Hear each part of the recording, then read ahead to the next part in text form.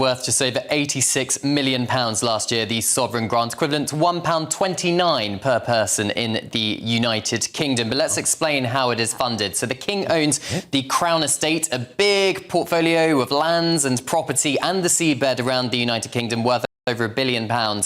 And those profits he surrenders back to the Treasury so the UK government can spend that money on what it likes, but it gives a percentage back to King Charles in the form of these sovereign grants to fund the official duties of the monarchy, so upkeep of royal palaces, paying their staff, official travel, and all the rest of it. And that goes back to the King. But of course, we have had all the juicy details over the last few hours, including the fact that the royal train is to be scrapped. It's going to cost too much money.